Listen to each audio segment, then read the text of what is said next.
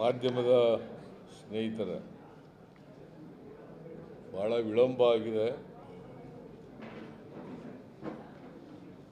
ನನಗೆ ಗೊತ್ತಿಲ್ಲ, ನೀವು ಟಿ ವಿ ಚಾನೆಲ್ಗಳಲ್ಲಿ ತೋರಿಸ್ಬೋದು ಬ್ರೇಕಿಂಗ್ ನ್ಯೂಸ್ ಅಂತ. ಪತ್ರಿಕೆ, ಎಲೆಕ್ಟ್ರಾನಿಕ್, ಪ್ರಿಂಟ್ ಮೀಡಿಯಾದವ್ರಿಗೆಲ್ಲ ಕಷ್ಟ. ಭಾಳ ನಾನು ಭಾಳ ದಿನಗಳ ನಂತರ ಮೈಸೂರು ಜಿಲ್ಲಾ KDP ಮೀಟಿಂಗನ್ನು ಮಾಡಿರ್ತಕ್ಕಂಥದ್ದು.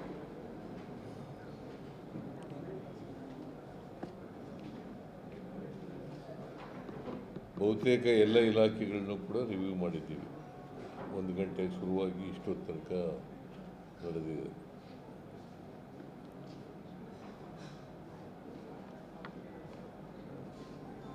ಕೃಷಿ ಇಲಾಖೆಯಲ್ಲಿ ಈ ಸಾರಿ 98% ಬಿತ್ತನೆ ಆಗಿದೆ.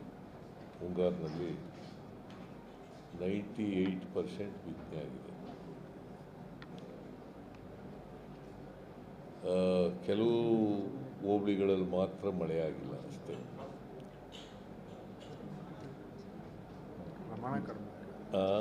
ಕಡಿಮೆ ಆಗಿದೆ ಅಷ್ಟೇ. ಮತ್ತೆ ಈಗ ಮಳೆ ಬರೆದ್ರೆ ತೊಂದರೆ ಏನಾಗಲ್ಲ. ಈಗ ಬೆಳೆಗಳಿಗೆ ಯಾವುದೇ ರೋಗಗಳಿಲ್ಲ.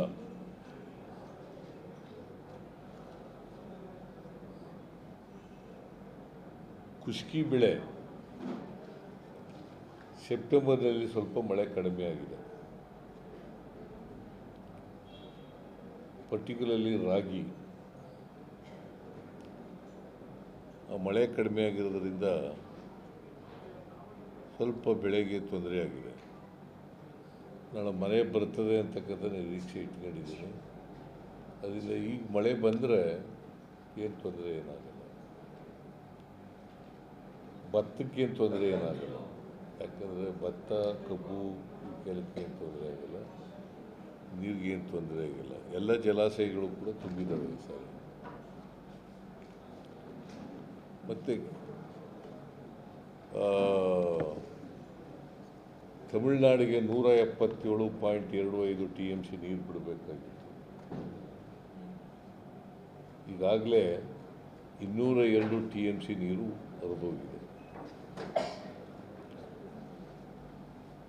ಅಂದರೆ ನಾವು ಸುಪ್ರೀಂ ಕೋರ್ಟಿನ ತೀರ್ಪಿನ ಪ್ರಕಾರ ನಾರ್ಮಲ್ ಇಯರ್ನಲ್ಲಿ ಎಷ್ಟು ಕೊಡಬೇಕಾಗಿತ್ತು ಅದಕ್ಕಿಂತ ಜಾಸ್ತಿ ನೀರು ಹೋಗಿದೆ, ಹರಿದೋಗಿದೆ. ಈ ವರ್ಷ ಏನು ತಮಿಳ್ನಾಡಿನವ್ರಿಗೂ ನಮಗೂ ಯಾವುದೇ ಸಮಸ್ಯೆ ಇರಲ್ಲ. ಆಮೇಲೆ ದಸರಾ ಮಹೋತ್ಸವಕ್ಕೆ ಈ ಸಾರಿ ಎಲ್ಲ ಅಧಿಕಾರಿಗಳಿಗೂ ಕೂಡ ಚೆನ್ನಾಗಿ ಮಾಡಬೇಕು ಅಂತ ಹೇಳಿದ್ದೀನಿ.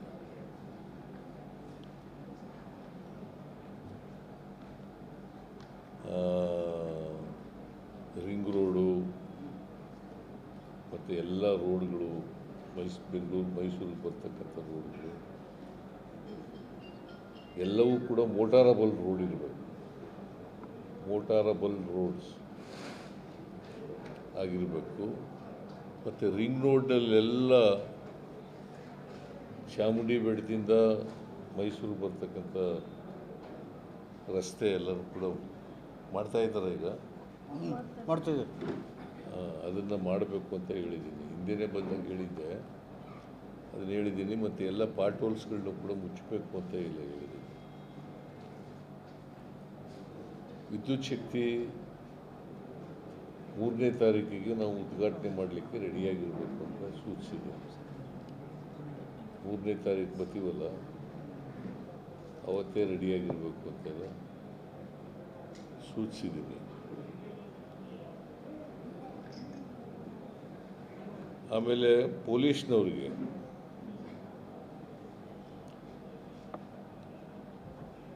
ಯಾವುದೇ ಅಪರಾಧಗಳನ್ನು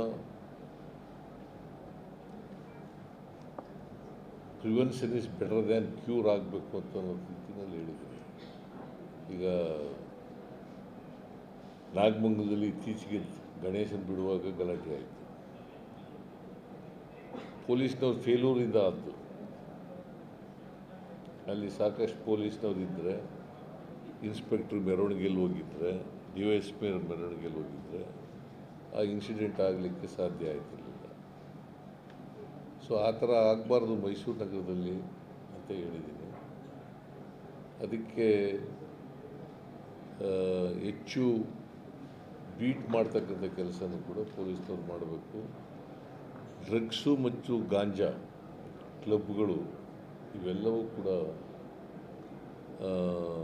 ನಿಲ್ಲಿಸ್ತಕ್ಕಂಥ ಕೆಲಸವನ್ನು ಮಾಡಬೇಕು. ಯಾಕಂದರೆ ಇವತ್ತಿನ ಯುವ ಸಮೂಹ ಇದಕ್ಕೆ ಹೆಚ್ಚು ಬಲಿಯಾಗ್ತಕ್ಕಂಥದ್ದನ್ನು ನಾವು ನೋಡ್ತಾ ಇದ್ದೀವಿ. ಸೊ ಇದನ್ನು ಮಾಡಬೇಕು ಅಂತೇಳಿ ಭಾಳ ಸ್ಪಷ್ಟ ಸೂಚನೆ ಕೊಟ್ಟಿದ್ದೀನಿ. ಮತ್ತು ಎಕ್ಸೈಜ್ನವರು ಇವರು ಕಮರ್ಷಿಯಲ್ ಟ್ಯಾಕ್ಸ್ ಡಿಪಾರ್ಟ್ಮೆಂಟ್ನವರು ಅವ್ರಿಗೂ ಕೂಡ ಟಾರ್ಗೆಟು ರೀಚ್ ಆಗಬೇಕು ಅಂತ ಎಲ್ಲ ಹೇಳಿದ್ದೀನಿ. ಮೈಸೂರು ಜಿಲ್ಲೆಯಲ್ಲಿ ಟಾರ್ಗೆಟ್ ರೀಚ್ ಆಗ್ತೀವಿ ಅಂತ ಒಪ್ಕೊಂಡಿದ್ದಾರೆ ಎಕ್ಸೈಜ್ನವರು. ಇಬ್ಬರು DCಗಳಿದ್ದಾರೆ ಎಕ್ಸೈಜ್, ಇದು ಒಬ್ಬರು ಸಿಟಿಗೆ, ಒಬ್ಬರು ರೂರಲ್ಗೆ. ಮತ್ತು ಜಾಯಿಂಟ್ ಕಮಿಷನರ್ ಅಡ್ಮಿನಿಸ್ಟ್ರೇಷನ್ ಬಂದಿದ್ದರು ಕಮರ್ಷಿಯಲ್ ಟ್ಯಾಕ್ಸ್ನಿಂದ, ಅವ್ರಿಗೂ ಕೂಡ ಹೇಳಿದ್ದೀನಿ ಟಾರ್ಗೆಟನ್ನು ರೀಚ್ ಮಾಡಬೇಕು ಅಂತ ಹೇಳಿದ್ದೀನಿ. ಮತ್ತು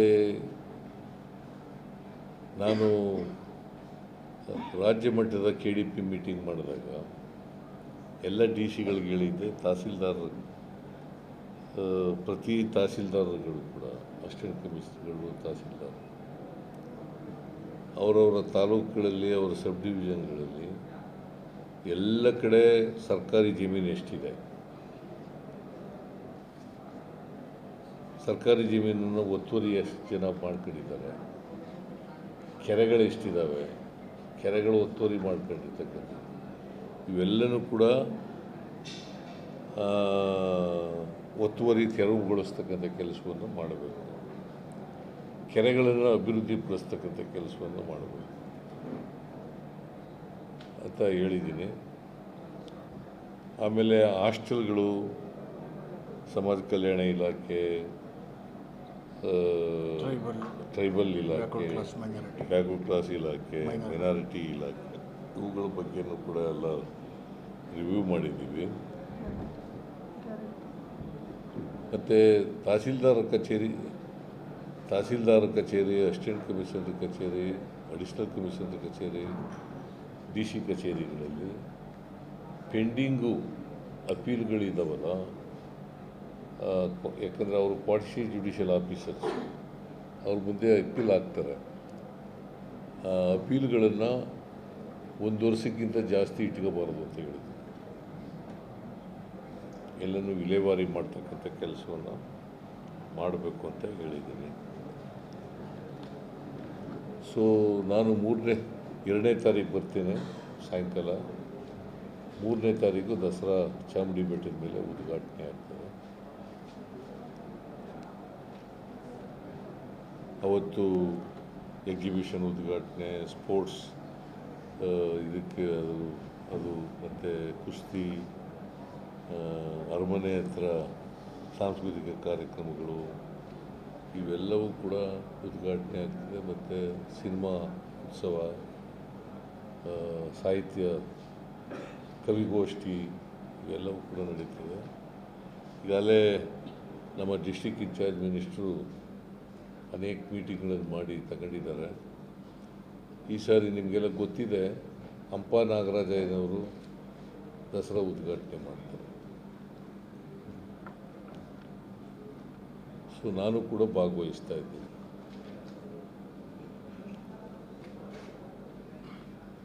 ಸೊ ಒಟ್ಟಾರೆಯಾಗಿ ದಸರಾ ಈ ಸಾರಿ ಭಾಳ ಚೆನ್ನಾಗಿ ಆಗಬೇಕು, ಜನರ ಉತ್ಸವದ ರೀತಿ ಆಗಬೇಕು, ಜನರ ಉತ್ಸವದ ರೀತಿ ಮಾಡಬೇಕು ಅಂಥೇಳಿ ಜಿಲ್ಲಾಧಿಕಾರಿಗಳಿಗೆ, ಪೊಲೀಸ್ನವ್ರಿಗೆ, ಮತ್ತು ಪ್ರವಾಸೋದ್ಯಮ ಇಲಾಖೆಯವ್ರಿಗೆ, ಮತ್ತು ಕಾರ್ಪೊರೇಷನ್ನವ್ರಿಗೆ, ಮತ್ತು ಮೂಡಾದವ್ರಿಗೆ, ಇವರೆಲ್ಲರಿಗೂ ಕೂಡ ಸ್ಪಷ್ಟವಾದಂಥ ಸೂಚನೆಗಳನ್ನು ಕೊಟ್ಟಿದೆ. ಸೊ ಬೈ ಆ್ಯಂಡ್ ಲಾರ್ಜ್ ಇವು ಇವತ್ತು ನಾನು ಕೊಟ್ಟಿರ್ತಕ್ಕಂಥ ಸೂಚನೆಗಳು, ಸಲಹೆಗಳು. ಏನಾದ್ರು ಕೇಳೋದಿದೆಯಾ?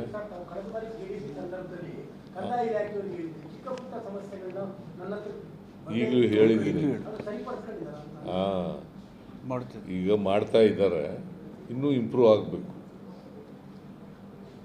ಶಿಕ್ಷಣ ಇಲಾಖೆಗೂ ಲಾಸ್ಟ್ ಟೈಮ್ ಟಾರ್ಗೆಟ್ ಕೊಟ್ಟಿದ್ದೀರಿ ಸರ್, 10ರ ಒಳಗಡೆ ಬರಬೇಕು ನಮ್ಮ ಮೈಸೂರು ಜಿಲ್ಲೆ ಅಂತ.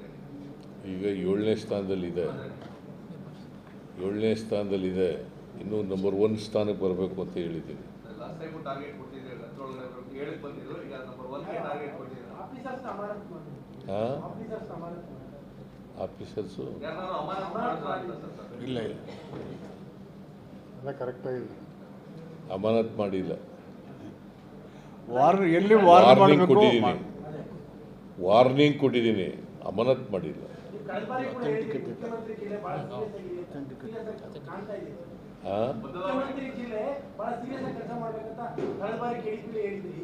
ಇಲ್ಲ, ನಮ್ಮ ಜಿಲ್ಲೆ ಮಾದರಿಯಾಗಿ ಮಾಡಬೇಕು ಅಂತ ಹೇಳಿದ್ದೀನಿ. Okay, thank you. ಹೌದಪ್ಪ, ಈಗ 17A ಪ್ರಕಾರ ತನಿಖೆ ಮಾಡಿ ವರದಿ ಕೊಡಿ ಅಂತ ಹೇಳಿದ್ದಾರೆ. 3 ತಿಂಗಳು ವರದಿ ಕೊಟ್ಟಿದ್ದಾರೆ ಸ್ಪೆಷಲ್ ಕೋರ್ಟು. ಅದ್ರ ಪ್ರಕಾರ FIR ರಿಜಿಸ್ಟರ್ ಮಾಡ್ಕೊಂಡು ತನಿಖೆ ಮಾಡ್ತಾರೆ.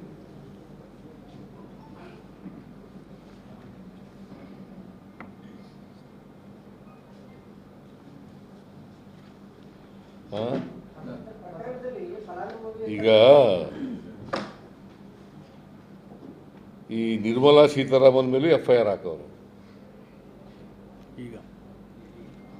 ಈಗ ಲೇಟೆಸ್ಟ್ ಜನಪ್ರತಿನಿಧಿಗಳ ನ್ಯಾಯಾಲಯ ನಿರ್ಮಲಾ ಸೀತಾರಾಮನ್ ಎಲೆಕ್ಷನ್ ಯಾರವರು?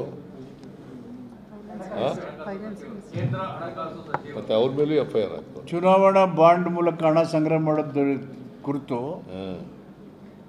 ಚುನಾವಣಾ ಬಾಂಡ್ ಮೂಲಕ ಸುಲಿಗೆ ಮಾಡ್ತಿದ್ರಲ್ಲ, ಅದ್ರ ಮೇಲೂ FIR ಹಾಕೋರು. ಈಗ ಇವತ್ತು ಈಗ ಬಿಜೆಪಿ ಅವರ ರಾಜೀನಾಮೆಗೆ ಒತ್ತಾಯಿಸ್ತಾರೆ ಅಂತ. ಬಿಜೆಪಿ ಅವರೇ ಅವರ ರಾಜೀನಾಮೆಗೆ ಈಗ FIR ಆದ್ಮೇಲೆ ಅವರು ಕೊಡ್ಬೇಕಲ್ಲ ರಾಜೀನಾಮೆನ.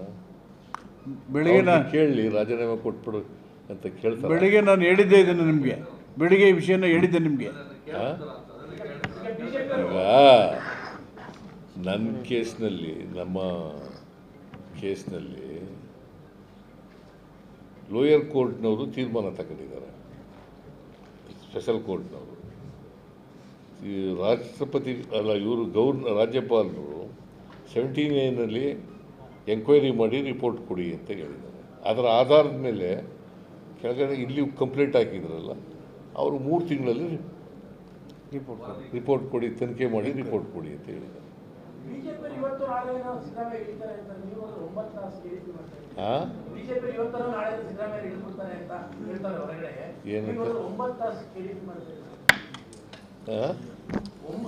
ನಿರಂತರವಾಗಿ 9 ಗಂಟೆಯಿಂದಲೂ ಕೂಡ ಇಷ್ಟು ಮಟ್ಟಿಗೆ ಮಾಡ್ತಾ ಇದ್ದೀವಿ.